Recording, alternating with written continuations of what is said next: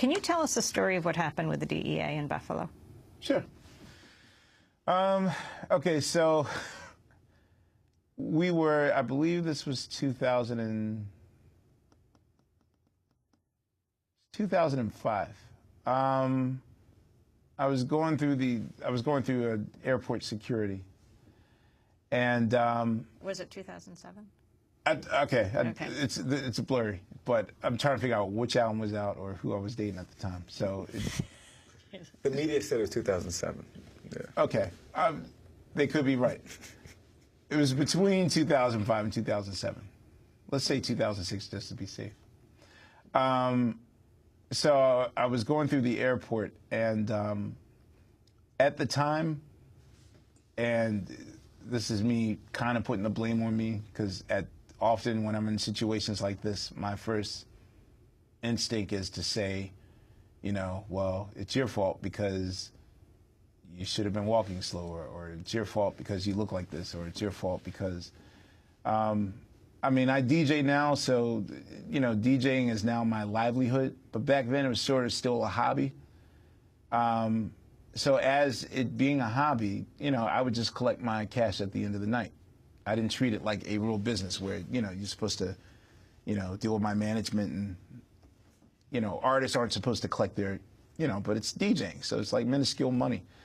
You know, and I was on tour for like 200 days out the year, so it just happened to be a time period where I was walking around with a lot of cash in my bag. You know, it was up there because I hadn't got to Philadelphia yet to deposit it all in the bank.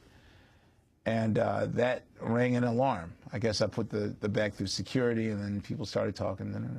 And then it was like, well, sir, can you come in this room, please? And then, you know, I waited for like 20 minutes, and I was like, well, wait, am I going to miss my flight or not? And then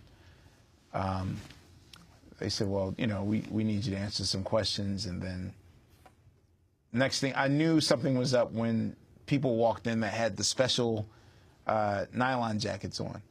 And I didn't know what at the time, it didn't hit me that, oh, drug enforcement agency. Like, I didn't know what a DEA was, because I'd never been in that situation before in my life. And they were like, okay, now explain who you are and what you do. And again, like, when I explain this stuff, it just, it's like the electric company thing. Like, I see the words come out of my mouth, and it just feels sillier. Like, who's going to believe that you have an office and a staff and an assistant?